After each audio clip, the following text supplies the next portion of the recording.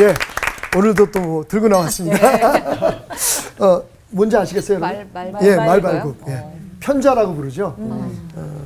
요즘은 이게 뭐 행운의 상징이라 그래서 사람들이 그 인테리어 용품으로 사용하기도 합니다. 그래서 제가 실제로 말이 사용했던 말발굽을 이렇게 2개를 가지고 나왔습니다. 말발굽에 대한 재미있는 이야기 때문입니다. 오래전에 장제사가 되기를 원하는 한 젊은이가 있었어요. 장제사는 이 편자, 말발굽을 만드는 사람입니다. 세상에서 제일 좋은 말발굽을 만들겠다라고 하는 꿈을 가지고 스승을 찾아다닙니다. 그러다가 한 분을 만나죠. 근데 그분이 첫 번째 과제를 주는 거예요. 당신이 만든 아주 정교한 말발굽을 그 젊은이에게 주면서, 자, 이것과 똑같은 말발굽을 50개를 만들어 와라 라고 얘기를 한 거예요. 사실은 뭐 그렇게 어려운 일이 아니었죠. 그래서 빨리 그 스승 밑에 제자가 되기 위해서 밤을 새워가면서 말발굽 50개를 만들어냅니다. 그리고 날이 밝자마자 달려가죠. 그리고 스승에게, 스승님, 여기 50개의 말발굽이 있습니다.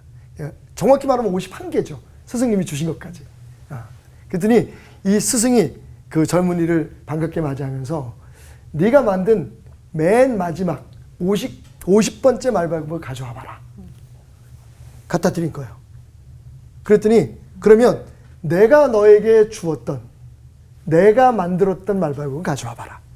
가져와 거죠. 한번 대보아라. 대본 거예요. 근데 이게 웬일입니까? 모양도 다르고 두께도 다르고 깜짝 놀란 거예요.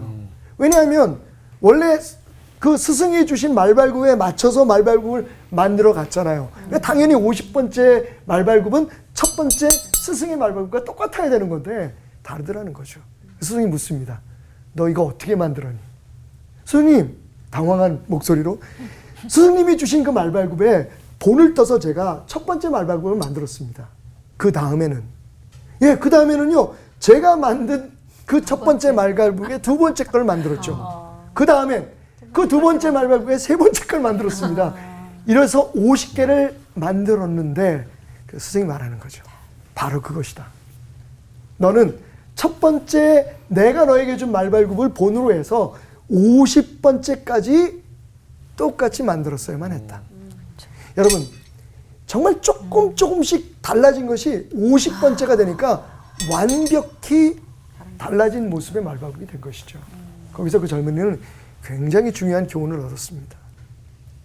여러분, 이 이야기는 오늘 우리의 교회가 예수님이 꿈꾸시고 성령님께서 이 땅에 세우신, 하나님께서 기뻐하신 그 교회로부터 얼마나 멀어져 왔는지, 어떻게 변해 왔는지를 우리 스스로에게 물으라고 하는 예화가 아닐까 생각을 해봅니다. 여러분, 우리가 팬데믹이 지나고 난 후에 돌아가야 한다고 말해요. 회복을 해야 된다고 말합니다. 그런데 어디로요? 팬데믹 전의 교회요? 우리가 얼마나 하나님께서 꿈꾸시고 예수님께서 세우셨던 그 교회로부터 멀어져 있는지를 안다면 사실 우리가 돌아가야 될 곳은 초대교회입니다.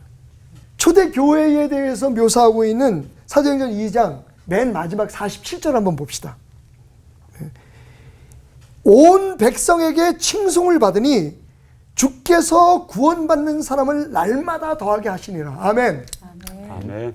초대교회의 부흥에, 영혼 구원에 가장 중요한 열쇠가 뭐였냐면요, 주변 사람들에게 칭송을 받은 거예요. 멋진 예배가 아니었습니다.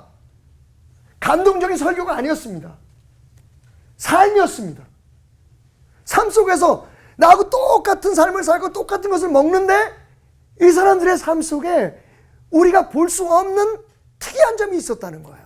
초대교회의 예배가 오늘 우리의 예배와 다른 것은 예배가 매력적인 것이 아니라 매력적인 그리스도인들을 만들어내는 예배였다는 겁니다. 순서도 별로 없었어요. 굉장히 자유로웠습니다. 거긴 멋진 성가대가 있거나 오케스트라가 없었어요. 그런데 그 예배를 드리고 난 사람들의 삶이 매력적으로 변했다는 거죠. 부활의 주님 안에서, 그리고 예수가 내 안에 살아있다고 하는 그 믿음 안에서 초대교회의 예배, 오늘의 예배, 저는 안타깝게도 그것이 다르지 않을까라는 불안한 마음을 가져봅니다. 주님, 우리의 예배가 예수로 말미암아 성령의 능력으로 말미암아 변화된 하나님의 사람들, 그리스도인들을 배출해내고 만들어내고 양육하는 예배가 될 수 있도록 하나님 오늘 이 시간 깨달음을 우리에게 허락하소서. 배우겠습니다. 듣겠습니다. 성령님 말씀하소서. 아멘. 예수님의 이름으로 기도드렸습니다. 아멘. 아멘. 초대교인들도 우리랑 똑같은 그냥 이런 평범한 사람들이었을 건데 어떻게 그렇게 삶이 예배가 되고 예배가 삶인 그런 삶을 살 수 있을까? 우리한테 제일 필요한 요소일 것 같은데 다른 뭔가가 있었던 걸까라는 그런 궁금증이 드는데 그걸 좀 설명 부탁드립니다. 다른 뭔가가 있다기보다는 지금 우리에게 꼭 있어야 될 게 그들에게는 있었죠. 아까 말씀하셨지만 부활신앙.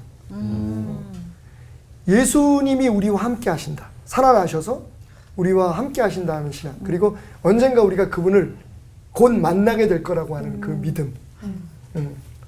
그 당시에 사람들은 다른 목적이 없었어요. 그죠? 예수가 답이었어요. 우리를 위해서 십자가에 피 흘려 죽고 죽었다 다시 살아난 그분.